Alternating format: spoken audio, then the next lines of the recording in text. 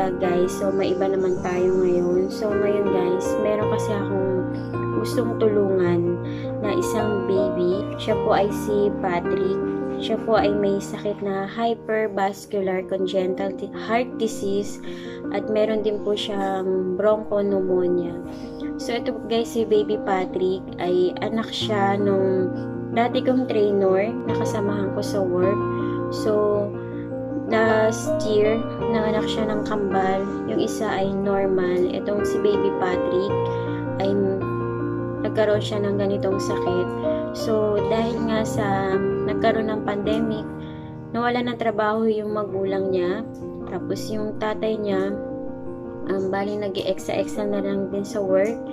Tapos, humihingi sila ng tulong para dun sa baby, para dun sa everyday na gamutan ni baby at yung sa pagkain ni baby. So guys, ito pa lang si baby Patrick. Ang pag-inom niya ng gamot ay dinadaan na lang sa ilong. So pati yung pagkain niya, biniblend siya ng maigi para idaan sa ilong. So hindi siya totaling dinadirect sa bibig. So ayun nga guys, dahil nga nagkaroon ng pandemic, si baby Patrick ay minsan hindi nakakainom ng gamot.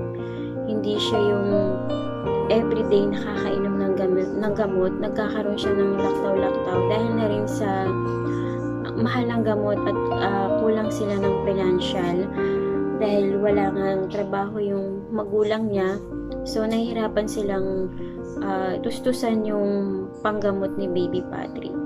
So, ngayon guys, nasa nasa probinsya, umuwi sila ng probinsya para kahit papano ay makalis sila ng pambayad nila ng upa para maibili ng gamot yung kanilang anak.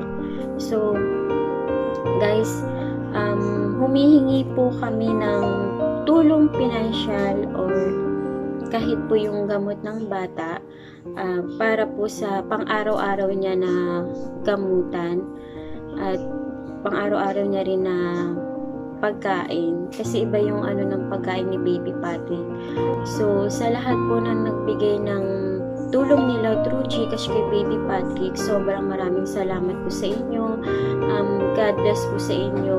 Si God na po ang magbabalik ng biyaya para po sa inyo sa binigay niyo po kay baby Patrick. So guys, humihingi ako ng konting tulong. Please don't skip ads para po ito kay baby Patrick.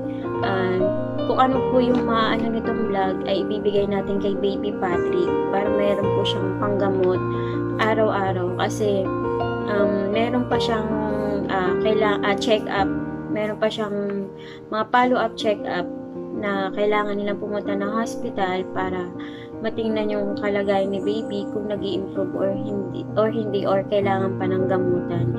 So ngayon guys, kung makikita niyo yung pictures ni baby na ilalabas ko dito at mga video niya, sobrang mahahabag kayo dun sa bata kasi lumalaban na siya sa ganung sakit. So ang hinihingi ng magulang, sana kahit konting financial mabigyan o mapagkalooban natin sila para sa panggamot na kailangan ni baby Patrick. So, ito pala guys, ang mga pictures at videos na ito ay galing po ito sa magulang ni baby Patrick na si Miss Becca. Ito po ay wala man tayong ganong kalaking may tutulong. Wala man akong ganong kalaking may tutulong kay Miss Becca. Sana sa vlog na ito, marami pong mag-share at makakita at may mabuting tao na mahabag para kay baby Patrick. Ngayon pa lang magpapasalamat na po ako sa inyo in advance.